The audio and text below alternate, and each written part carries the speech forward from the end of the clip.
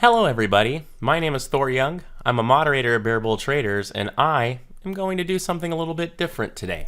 Instead of doing a recap, I'm going to actually walk you guys through my pre-market routine. I've been getting a ton of requests for this, so I thought, why not today? Before we get started, if you have a moment, throw me that thumbs up, like the channel, ring that bell, subscribe. You know how it goes. So, without further ado, on to the routine. So as you can see here, I'm going to start fully zoomed out on my main trading display. I do have another monitor that has an execution chart on it just for kind of monitoring a few things, but this is where the magic, for lack of a better word, happens. On my screen at any one given time, I'm running a daily chart, a 15-minute chart, and two 5-minute charts. My window that I'm talking about, on the other hand, has my 1-minute chart that I'm looking for more precise entries. So, and as I'm looking across this, you can see I've got my market view, I've got my montage, hot buttons, time and sale, basically everything I need right here. Now, if you come in to my market view here, the first thing you'll probably notice is that I do not currently have a watch list. So one thing I do not like to do is I do not like to carry stocks over to the next day. So what I do at the beginning of every single morning is I delete my entire watch list except for SPY. Since I use Camarilla pivot points, tracking the SPY is relatively important. So I do evaluate the SPY every single day to see exactly what kind of bias I have or don't have, and see, you know, what things are looking like for the day as far as the range of the market in general, right? So the first thing I'm going to do here before I get going is, remember, participation is everything, right? So I don't keep a watch list because I want to look at the market every day with fresh eyes. I want fresh catalyst. I want fresh volatility, fresh movement, earnings, financials, upgrades, downgrades, new products, anything that is going to stimulate larger time frame participation into the stock we're trading. I don't like keeping a list because I don't want to become overly obsessed with any one set of stocks and I'm just focused on them directly while I'm missing all of these great opportunities. So as a VPA Camarilla pivot point trader, right, I'm really going to be looking more for participation, and for that I need volume. So every morning, the first thing I'm going to do is I'm going to actually run my high volume mid-price morning scanner. Now all this scanner looks for is it just looks for prices between 25 and 500 and over 1 million shares. It's a super simple scanner that just about any platform will have available. So, and this is going to be the majority of my list is already going to be right here. So I can see Apple has high volume today, AMD, BABA, Facebook, NVIDIA, SOXL, and XOM. So this is a really good start already. Already have more stocks than I can possibly watch. And then I'm going to pull up a news source I have here with some other things. We had a lot of earnings variations come out. So I'm actually going to create a separate list here. And on earnings today, we have BABA. We already had that. mRNA, NCLH, W, NKLA, DISCA, SQ, a lot of earnings today, Plug, BYND, and Oxy. Look pretty interesting from the ones that I see there. So now you can see within a matter of seconds, right, I was able to pull up, what do I have here? Probably 15 tickers, right, that I can focus on. So this is why it's important. You have a good news source. You can use a Benzinga. You can use a FinViz. You can use Bear Bull Traders Terminal coming up that's being put together. Has some good news aggregators that are getting built in. Lots of really cool stuff out there.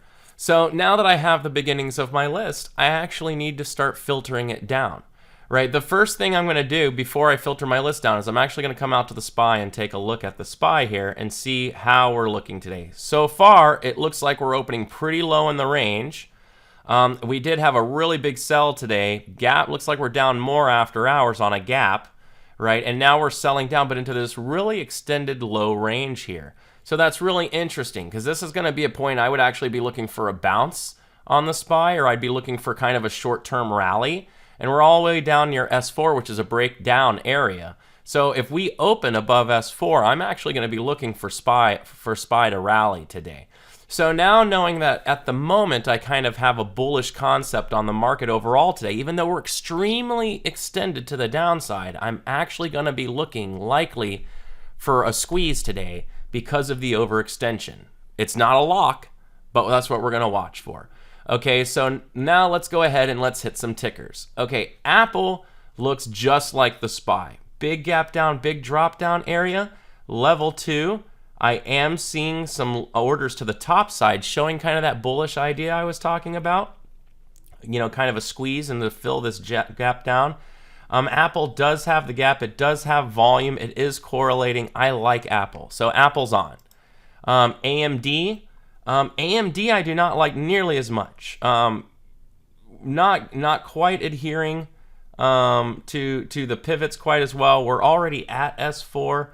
Ladders a little bit. I mean, we definitely have some more extension, but I felt like Apple kind of looks a little bit better to play for me today. So AMD, not 100% on AMD, so I'm going to move AMD to the bottom of the list. I may keep it on, but I may not. All right, BABA. So BABA is very interesting, and because BABA has been just getting crushed, I mean, for quite a long time. BABA finds itself gapping down into a range it has not been into for quite a while. But the level 2 on BABA is looking a little sparse. 105 showing some orders. So I'm not really feeling BABA right now. BABA also running an incredibly inconsistent spread, anywhere from 10 cents to 50 cents. I do not like BABA today, so BABA's going to come off. Facebook, Meta has been just getting beaten down lately. If you look at the daily here, we're just so far extended below everything. We do find ourselves below 200, which is kind of a discount. We are finding ourselves in the lower extremities. So I find that interesting. I think I'm going to leave Facebook for now, at least. We might whittle down 5 minutes before the open. I'm going to do the same thing again, and I'm going to get rid of almost everything except for 3 or 4 stocks. So maybe we can, we'll talk a little bit more about that. I'm not going to run all the way through the open here on this video. I'm going to get you down to my basic watch list. And then maybe on my Twitter at Thor Young, by the way, if you haven't followed me there, maybe I'll post, the result of the watch list on Twitter. So you can see here, NVIDIA, I actually had a really good trade on NVIDIA yesterday, got a really big trend down out of it. Today, certainly very extended to the downside, gapped and very near this real extension here on this low where we bought off on the 24th. I think NVIDIA is interesting. I'm going to hit that, keep that on list for sure. SOXL, extension not bad, price not bad. This is a semiconductor leveraged ETF, which I have played before, but I'm gonna, with so much in earnings, I'm gonna stay off the leveraged ETFs today. XOM, I do not like the way this looks right now as far as candles, just smoothness of pattern. We find ourselves open very extended. I know oil is going to do some stuff today, but I don't feel like I'm going to be successful there, so I'm going to pull that one off. All right, now, no volume, but we have earnings. mRNA, gap down a little bit more, still highly extended. Let's see. The estimate was 9.83. The actual was 11.29. So that's pretty decent. So we may keep that on to whittle out before the end. I like the earnings. NCLH, I do not like the way this one looks, so I'm going to pull that one off. The reason NCLH is I've been watching it for the past couple days. It just hasn't traded well for me. Wayfair, I am not going to watch. The spread is way too aggressive for a $100 stock. So there's virtually no way I'm going to be able to manage this thing. Plus with the volume coming in the way it is, I don't like that. So W's off. NKLA can be very fun to play, but it's down to $6. I'm actually not sure. Oh yeah, because it's earnings. It's down to $6, so I will not play this. This is too low in my price range. The reason why, by the way, is to play smaller stocks, you need to take more shares, right? So if you're going to get Now there are some times, especially with low floats, that you can get very extreme movements out of smaller stocks. But most of the time, if you're buying a $6 stock, you're going for $7, right? So if you're going to make $100 on that move, you're going to need to take 1,000 shares, right? So you're going to have to, if you want to make some real money on it, or if you're going to need 100 shares and hold it that whole dollar, if you're going to make 100, right? And that's just not very likely, right? You're probably going to hold 1,000 shares and then partial it, as you go up, or 2,000 or 3,000. And for me, it's just a lot easier to trade Apple, right? Or to trade, even SPY, or trade, even an NVIDIA, because I'm only going to have to trade 20 or 30 shares. And those stocks give those kind of moves every single day. And my commissions are going to be significantly lower, right? If you're trading a low price stock like that, those commissions, especially if you take multiple entries and multiple stops, will add up so fast. Not liking the morning price action on Disca.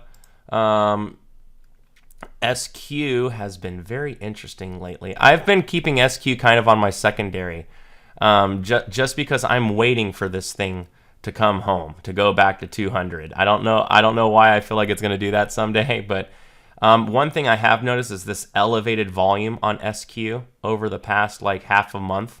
So I think we're starting to get some baseline accumulation in here, and I think at some point we're going to do that. I'm going to actually leave SQ on secondary today. Probably won't trade it, but I'm just going to leave it on there in case it wakes up. Plug earnings, but I'm not liking the look of that. I don't trade BYND. The spread just gets too nasty on it. Oxy Oil. Oxy can trade very nicely at times. I know we've got the oil catalyst, so I'll leave Oxy on catalyst.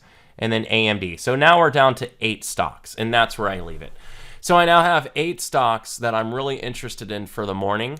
They have either volume or catalyst or something interesting about their chart and the way they look. So now what I'm going to do is a whole lot of nothing. It's almost 9 o'clock. There's really no reason for me to overtly evaluate anything else. One thing I don't like to do is get what I call analysis paralysis, right? Which is where you're just sitting around analyzing 20, 30, 40 stocks. There's just no way that you can possibly get through it. And I assure you that with the list of stocks that I have here today, one of these stocks is going to give me an opportunity. Now, what am I in position to take that opportunity? Who knows, right? I'll do my best. But that opportunity will be there. And if I have too many stocks on to watch, too many different things to pay attention to, then it's not going to be very long before that opportunity is going to get by, right? So I hope this is helpful for everyone. It's a little bit long of a list here. Check out my Twitter again, and maybe I'll post the final. But actually, this might be my final list. It's only 8 stocks. I maybe whittle 1 or 2 more away, but this looks like a primary and a secondary for me. So I'll probably just hang on to this. I hope you enjoyed this little bit of a video here. I hope everyone has a great day. And as always, keep it green. Thanks.